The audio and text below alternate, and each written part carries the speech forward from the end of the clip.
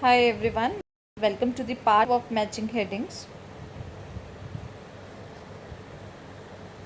I hope you remember the strategy. Just have a look at the strategy once. Reinforcement always work, है ना. बार बार एक ही चीज़ को जब हम प्रैक्टिस करते हैं ना, वो कंसेप्ट अच्छे से क्लियर हो जाता है. क्या था बताओ कि हमें पैराग्राफ के मेन आइडिया पे जाना है. हमें टॉपिक सेंटेंस को, कंक्लूडिंग सेंटेंस को ध्यान में रखना है पैराग्राफ के. सिमिलर ऑप्शंस में से सेलेक्ट करना है आपको ध्यान में रखना है कि दोनों तीनों ऑप्शंस में डिफरेंस क्या है जो सिमिलर जा रहे हैं हमारे, right.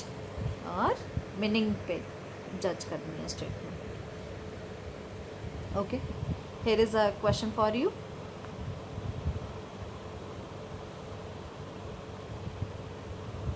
What is written? In 1998, energy consumption in the transport sector was to blame for 28% of emissions of CO2, the leading greenhouse gas.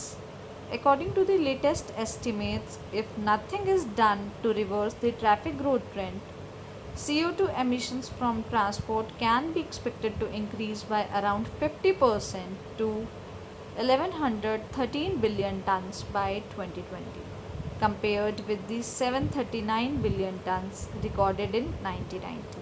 Once again, road transport is the main culprit since it alone accounts for 84% of CO2 emissions attributable to transport. Using alternative fuels and improving energy efficiency is thus both an ecological necessity and a technological challenge. See what they are talking about. In my last lesson also there was a paragraph in which data was given, right. और मैंने आपको एक चीज़ बोली थी कि data अगर पूरे paragraph में डेटा ही है, कुछ रीज़न नहीं आ रहा, तो हम डायरेक्टली उस डेटा वाले ऑप्शन पे जाएंगे जहाँ नंबर्स फिगर्स की बात करेंगे या कुछ ट्रेंड्स बताए होंगे उन्होंने. बट यहाँ पे इन्होंने क्या बोला, कहते 1998 energy consumption is the transport sector was to blame for 28% of emission of CO2. क्या बता रहे हैं यहाँ, ये कुछ किसकी बात कर रहे हैं, CO2 के एमिशन की बात कर रहे हैं, राइट. ये क्या है, लीडिंग ग्रीन हाउस गैस है. According to latest estimates, if nothing is done to reverse the traffic growth trend, CO2 emissions from transport. अभी देखो, अभी ये किसकी बात कर रहे हैं, CO2 की ही बात कर रहे हैं, मतलब न्यू पॉइंट नहीं आया.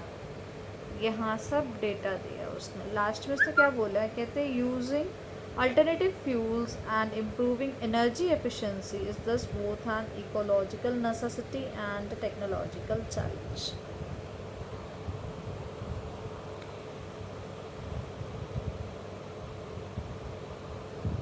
ऑप्शंस पे आओ.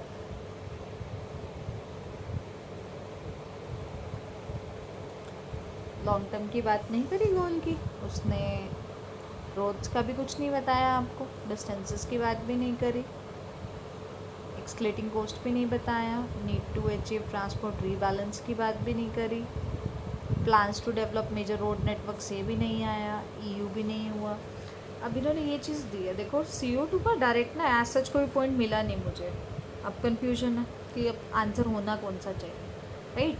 हमने ये चीज़ डिस्कस की थी स्ट्रैटेजी में कि टॉपिक सेंटेंस पे ध्यान रखना है और कंक्लूडिंग. देखो फर्स्ट पॉइंट मुझे मेरे टॉपिक सेंटेंस में मिला, नेक्स्ट पॉइंट मुझे मेरा नीचे मिला. कंबाइन कर दो इन दोनों ऑप्शंस को, 1+1 कर दो. क्या चीज़ है, इन्होंने इसकी बात करी ग्रीन हाउस की, नीचे इसने बताया ये किससे कनेक्टेड है, इकोलॉजिकल नेसेसिटी. इकोलॉजिकल जो है वो किसका आंसर लेता है, एनवायरनमेंट वाला आंसर लेता है. ये एनवायरनमेंट वाला आंसर लेता है. अब CO2 जो है ये किससे कनेक्टेड टर्म है, एनवायरनमेंट से. आंसर कौन सा होना चाहिए, environmental cost of road transport.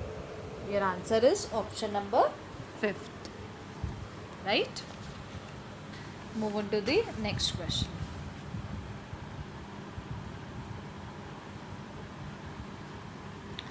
What is written?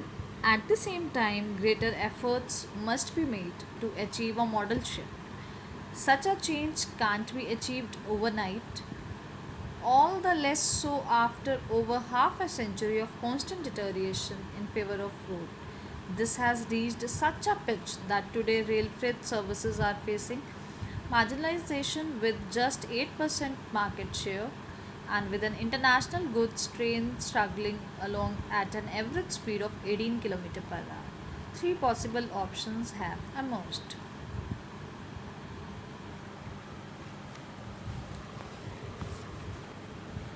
What is the answer? See.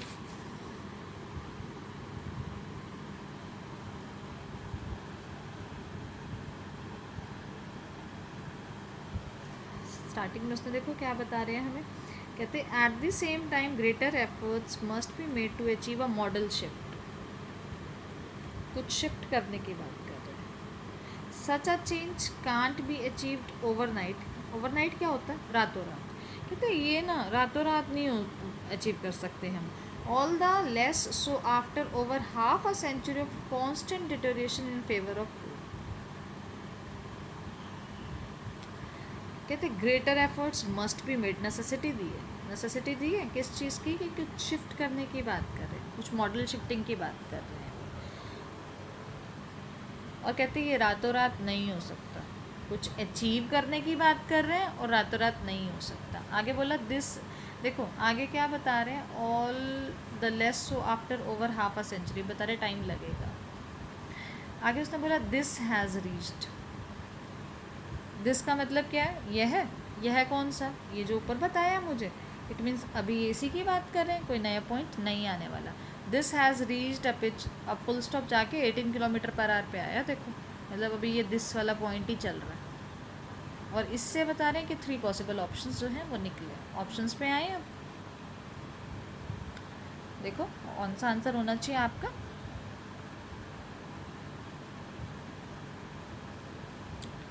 Option number 7 में देखो इन्होंने क्या बताया. कहते हैं the need to achieve transport rebalance. Need क्या है? ज़रूरत है. किस चीज़ की ज़रूरत है? अचीव करने की ज़रूरत है ट्रांसपोर्ट को रीबैलेंस करने की. रीबैलेंस क्या होता है? दोबारा से बैलेंस करना. मतलब वो चीज़ है पड़ी, आप उसको दोबारा से बैलेंस कर रहे हो. राइट. अब यहाँ ना इन्होंने रीबैलेंस वर्ड नहीं दिया आपको.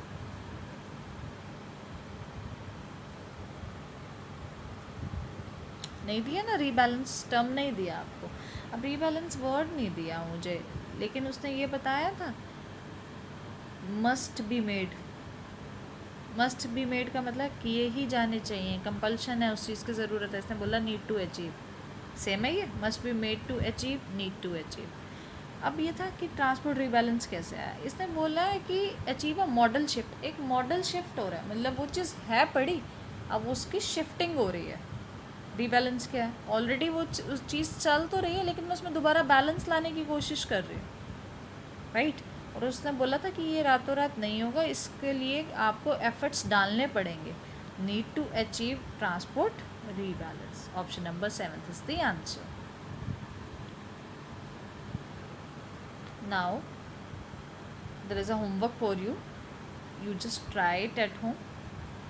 This is your question. Take the screenshot.